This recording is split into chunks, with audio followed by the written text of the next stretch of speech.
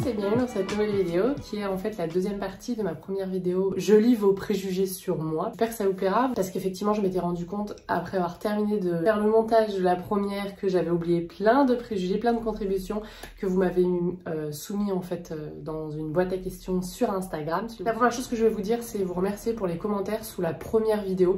Ils m'ont beaucoup touchée, ça a été vraiment adorable. Je m'attendais pas du tout à ça. Je m'attendais pas à ce que ce soit une vidéo qui vous plaise, parce que c'est un petit peu de blabla comme ça entre nous. Moi, c'est le genre de vidéo que j'aime bien parmi mes créateurs de contenu, parce que ça permet de connaître un petit peu mieux la personne. Mais je savais pas du tout, voilà. Et surtout, surtout vos mots ont été hyper touchants, voilà. C'est parfois un petit peu déstabilisant, je vais pas vous mentir, sur internet, moi je suis pas trop culte de la personnalité, etc. Et puis je me dis en plus, du coup ça veut dire que je peux que vous décevoir dans le futur, mais l'amour que vous m'envoyez, la bienveillance que vous m'envoyez, je le prends, voilà, je le prends, et je vous remercie, parce que ça fait toujours du bien et on en a besoin tout le temps, la bienveillance tout le temps. Donc voilà, alors j'attaque direct avec un autre préjugé qui était tu es stressé quand tu sors une vidéo. Et c'est rigolo parce qu'au tout début, oui, alors qu'au tout début, enfin, pour ceux qui me suivent depuis le début de ma chaîne, je sais pas, pendant des mois et des mois j'ai sorti des vidéos, on était, je sais pas, allez peut-être une centaine sur la chaîne à me suivre, c'est une centaine d'abonnés, qui était déjà énorme pour moi et je stressais de fou, alors que voilà, on n'était pas beaucoup, que c'était hyper confidentiel, que la plupart, j'avais des amis qui me regardaient et j'étais hyper stressée, j'avais hâte, j'étais contente, pourtant c'était comme maintenant, c'était des vidéos assez cool, vraiment, mais je pense que se mettre sur internet, sur YouTube, c'est quelque chose qui touche, on est hyper vulnérable en fait. Pourtant moi je parle de plantes, j'ai plus de 30 ans, jamais j'aurais fait une chaîne YouTube quand j'avais 20 ans, déjà parce que vous ça vous aurait pas plu, j'étais pas du tout posée au clair avec mes principes, non parce que c'est pas forcément un mot positif, mais j'étais pas du tout au clair avec moi, j'étais pas bien dans ma tête, dans mon esprit, etc. Donc clairement si j'avais ouvert une chaîne YouTube, je pense que le monde aurait pas forcément apprécié. C'est normal quand on se cherche, c'est parfois un parcours un petit peu chaotique. Donc j'ai plus de 30 ans, je parle juste de plantes, vraiment, je parle un petit peu de lifestyle, vous le savez, dans les vlogs, mais voilà, ça reste vraiment un truc hyper factuel, quoi, hein. Voilà ce que j'ai cuisiné, voilà ce que j'ai acheté pour Loulou, voilà, on n'est pas sur des trucs ni polémiques, ni autres, parce que c'est vraiment pas mon kiff. Mais quand même j'étais hyper stressée. Maintenant plus du tout, je suis contente, des fois j'oublie, je les programme à l'avance. Tiens j'ai une vidéo qui est sortie ce matin, je vais aller voir si les gens ont commencé à réagir. Voilà, et pourtant on est beaucoup plus nombreux. Et voilà, ce qui est génial, hein. Des fois je suis un peu frustrée parce que je peux pas répondre à vos commentaires directs, donc je les like, je les vois, je les lis tout de suite. Quand vous interagissez avec la vidéo les premières 24 heures, ça aide beaucoup la chaîne. Et après le lendemain, souvent, ou le soir, j'essaie de me poser et de répondre. Ça, c'est un des mauvais côtés d'avoir plus d'abonnés. Mais j'ai envie de continuer à le faire, à vous répondre, à interagir avec vous, parce que déjà, vous m'apportez beaucoup, je viens de le dire en début de cette vidéo. Et c'est important pour moi, en fait. C'est pour ça que je le fais. Sinon, si c'était pour ne pas interagir, je vous poserais pas de questions dans les vidéos. Ce serait plus un journal intime, point final, quoi. Tu parles toujours doucement. Ouais, c'est vrai que mon mari a parfois du mal à m'entendre. Il dit que je parle tout doucement. Mais il dit que les Français, en général, on parle tout doucement. Moi, je trouve que les Américains, en général, sont extrêmement bruyants. Tu vas dans un resto, tu t'entends pas. Chaque groupe hurle. Enfin, vraiment. Moi, mon mec, quand il sort voir des copains, il revient le soir, il a plus de voix. Donc c'est bien qu'il a fallu qu'il hurle pour parler dans le resto. Et souvent aux États-Unis encore plus. Donc c'est vrai que je parle doucement, on me demande souvent de répéter parce qu'on n'a pas entendu. Ouais, j'essaie de me forcer, mais c'est pas dans mon caractère en fait d'hurler ou de... Voilà. Des fois je me fâche et je crie, hein, attention, puis j'ai une grosse voix, j'ai du coffre, hein, comme Louis, hein, vous l'avez déjà vu dans les vidéos. Mais c'est plutôt rare. Un autre préjugé, tu es assez anxieuse. Oui, j'étais très stressée avant, je fais une différence entre le stress qui est pour les choses de la vie quotidienne et le fait d'être speed. Je suis moins maintenant, mais j'ai gardé par contre une énorme anxiété vis-à-vis de choses qui sont au-dessus de moi. Et ça c'est dommage parce que je peux pas contrôler. Les lois de la nature sont telles que, y a des choses qu'on peut pas contrôler. Et c'est un truc qui me... Il y a plein de choses comme ça qui m'angoissent. Mais je pense que ça, c'est la contrôle freak qui est en moi, qui fait que je garde des anxiétés sur certaines choses, oui. Alors, c'est pas des trucs hyper concrets. Par exemple, je peux pas vous dire, oh, je suis anxieuse de la foule, ou claustrophobie, ou bien de l'avion ou autre. Pas du tout. L'avion, je déteste parce que être assise, déjà, moi, 1 heure, je le fais pas dans ma vie actuelle. Donc, des longs courriers pendant 11 heures, je vous dis pas, au bout de 6 heures, je commence à pleurer tellement que, pauvre Marie, tellement que j'en peux plus d'être là et que j'ai envie de faire autre chose. Mais ça, c'est mon côté côté un peu speed. Mais je garde des anxiétés, ouais, vis-à-vis des choses plus... je sais pas comment expliquer sans devenir un peu glauque. Tu es très froide comme personne. Alors ça, c'est rigolo parce que quand je rencontre des personnes ou des amis maintenant, il y a vraiment deux groupes de personnes. Il va y avoir les nanas qui m'ont dit, oh, moi quand je t'ai rencontrée, j'ai trouvé que t'étais hyper froide et tout. Enfin non, j'avais peur, tu me faisais peur, tu m'impressionnais. Peut-être que je pensais que t'étais froide. C'est vrai que je suis souvent dans mes pensées quand on me croise dans la rue ou autre, et du coup c'est pas... Puis j'y vois rien aussi, hein, donc ça aide pas. J'ai pas toujours mes lunettes sur moi. Et il y a tout un autre groupe de personnes, de copines qui vont me dire « Oh, à l'inverse, je trouvais que t'étais plutôt... Mais c'est vrai que de prime abord, les gens me disent ça, et puis il suffit qu'on se parle 2 secondes et pour que les gens changent d'avis. Et ça c'est cool. Il vaut mieux vaut mieux que ça soit une agréable surprise à la fin, plutôt que l'inverse. Mais ouais, je sais pas trop à quoi c'est dû. Je pense que c'est le fait que je suis dans mes pensées très souvent et que même si j'ai beaucoup d'empathie pour les gens, voilà, comme ça en général, de prime abord, je suis un peu dans mon monde, quoi. On me dit souvent, t'es un peu lunaire. Ouais, c'est vrai. J'ai Honorine, une abonnée à moi avec qui j'interagis pas mal, qui m'a donné pas mal de listes de préjugés. Il y en a quelques-uns que je trouvais intéressants. Le premier, c'est « Je pense que tu as une nouvelle passion par mois ». Ça, c'est pas moi, ça c'est mon mari, il a une nouvelle passion par mois. Moi, ça va, je me suis un peu assagie. J'aime beaucoup de choses, mais de là à dire passion, un truc dans lequel on s'investit à fond, bah par exemple comme les plantes ou autres, plus trop. Quand j'étais plus jeune peut-être, ouais. Je m'ennuie jamais chez moi par exemple. Jamais, je trouve un truc à faire, à lire, à entreprendre, à rechercher. Voilà. Ça c'était plutôt assez utile pendant la pandémie. Alors du coup, Honorine m'en a proposé une deuxième, c'était « Je pense que tu t'éloignes de la passion des plantes, un peu ». Alors je pense que c'est... l'impression que je donne sur les réseaux, et je pense que c'est lié au fait que mon temps est restreint. Donc peut-être que je m'en éloigne parce que... enfin, peut-être que l'impression que je m'en éloigne est donnée au fait que il y a d'autres choses maintenant qui prennent pas mal de temps dans ma vie normale avec Loulou. Et puis aussi nos projets pour l'année, enfin je dis pour l'année, mais à mon avis en 2022 c'est râpé. Peut-être que c'est lié à ça et que ça se ressent sur la chaîne. Mais c'est ça qui est rigolo aussi quand on a une chaîne YouTube. Je pense à ça parce que moi je suis des personnes que je suis depuis des années et on voit leur évolution finalement. Et il y a toujours une ligne conductrice, ou parfois à l'inverse elle change radicalement. Et c'est rigolo. Après soit on suit pas, mais je trouve que c'est rigolo de voir un peu l'évolution comme ça des personnes. On n'est pas figé quoi. Et c'est rare que je regarde des gens qui parlaient déjà de la même chose il y a 10 ans. Souvent elles ont un peu évolué, il y a d'autres choses. Ou alors j'arrête de suivre un peu parce qu'en fait on a fait le tour quoi. Mais là, ce qui est rigolo avec les plantes, c'est comme c'est du vivant, il se passe toujours quelque chose. Et les saisons et le renouveau de la nature fait que finalement, c'est quand même un sujet extensible. Une fois, j'avais discuté avec un créateur de contenu comme ça qui me dit « Est-ce que des fois, tu me manques pas de... » C'était une nana. Tu manques pas d'idées. Alors je dis alors ça jamais. Je manque de temps mais pas d'idées. J'ai toujours des idées de vidéos, toujours.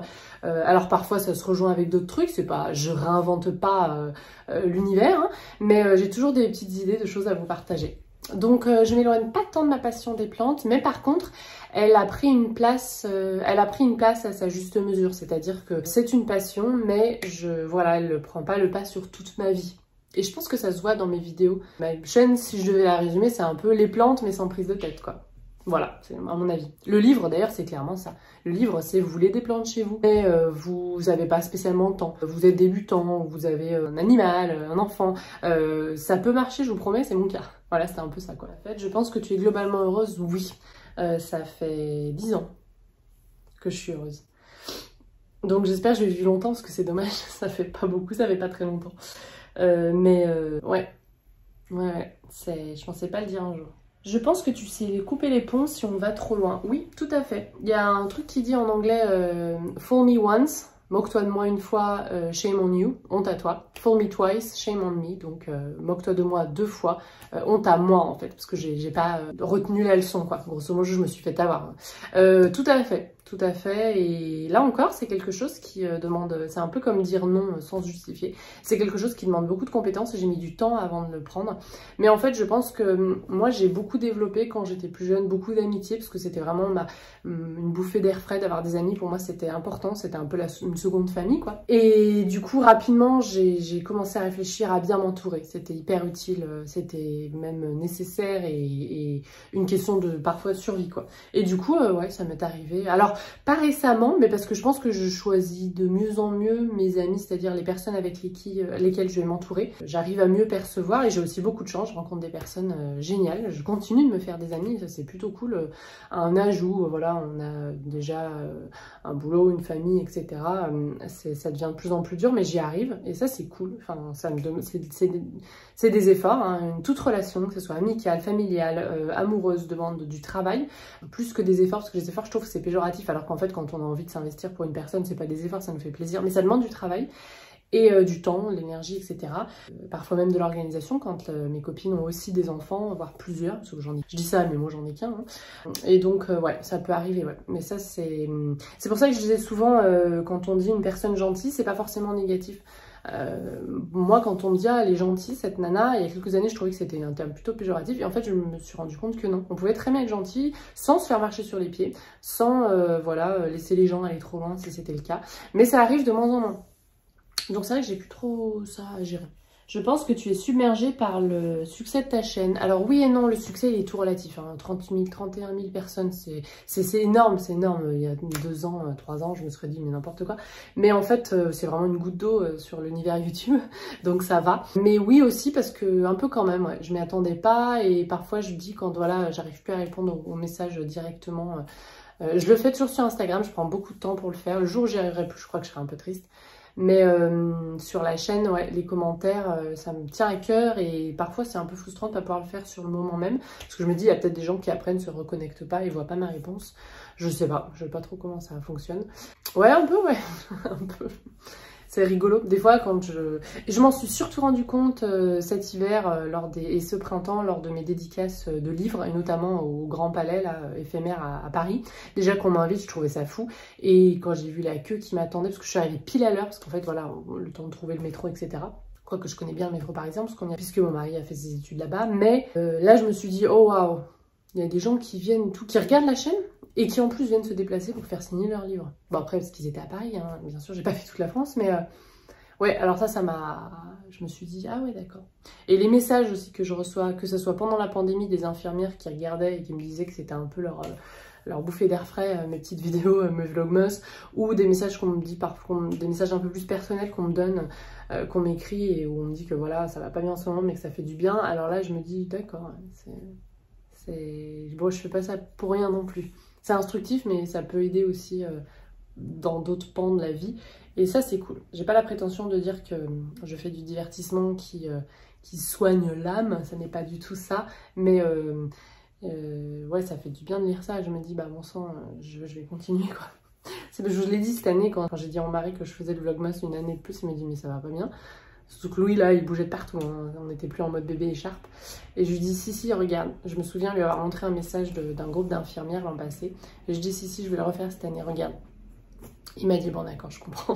Parce que c'est pas, je vous en ai déjà parlé, c'est pas pour les sous que je fais vlogmas, hein. Ça c'est une certitude. Un autre préjugé, c'est sûrement HS, mais posséder autant de plantes est un moyen de combler un vide.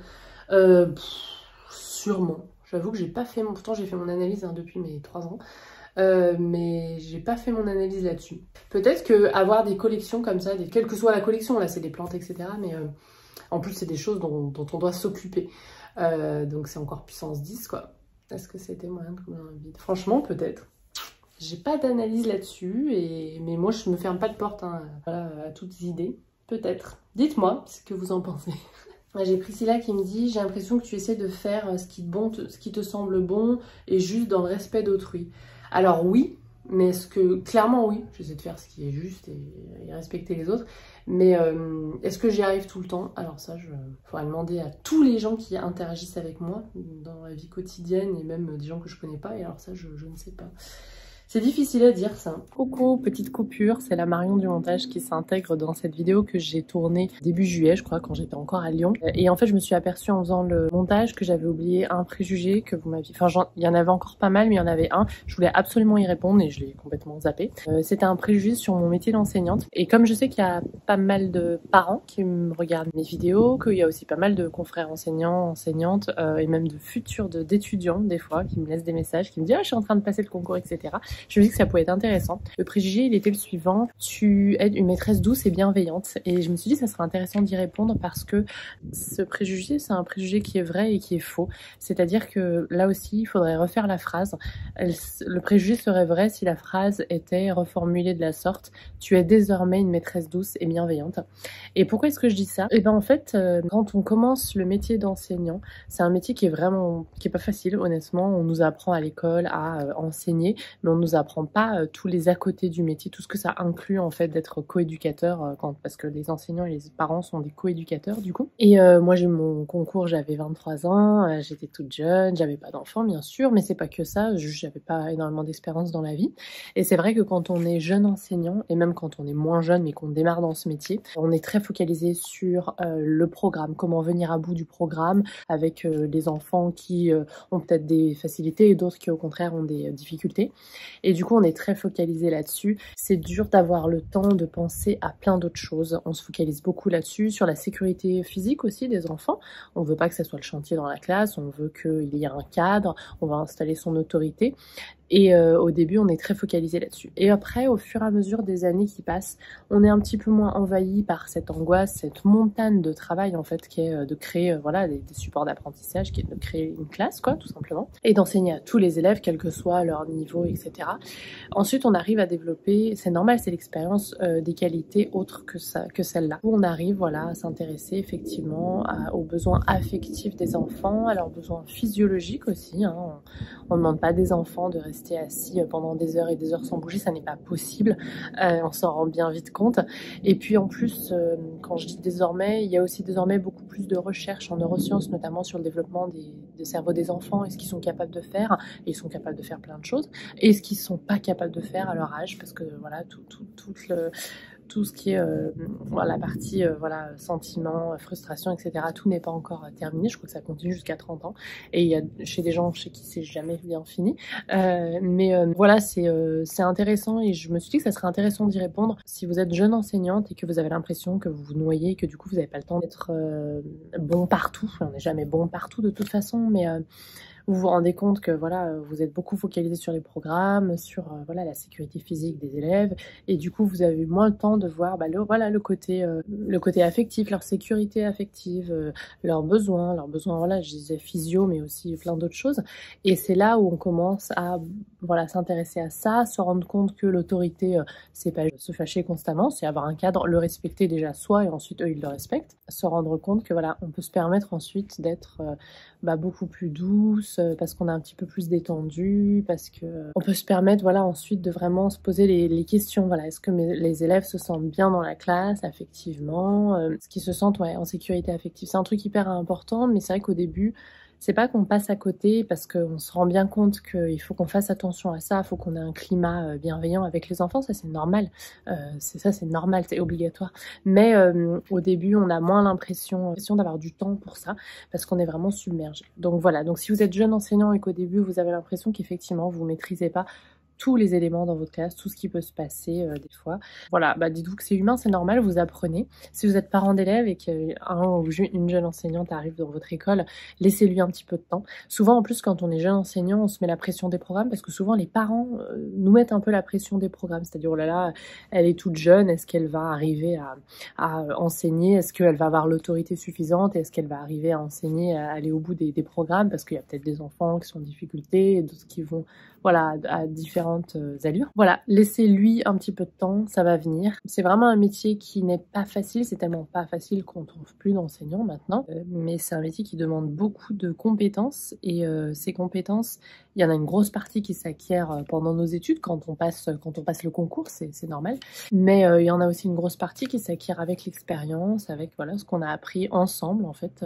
Donc voilà, je crois que ça sera le dernier préjugé cette fois-ci. Eh bien écoutez, je crois que j'ai fait le tour des préjugés cette fois-ci. J'espère que cette vidéo vous aura aussi plu. Elle aura été un petit peu divertissante. Si c'est le cas, n'hésitez pas à me le dire en commentaire ou à me laisser un petit pouce en l'air. Et je vous dis à la prochaine.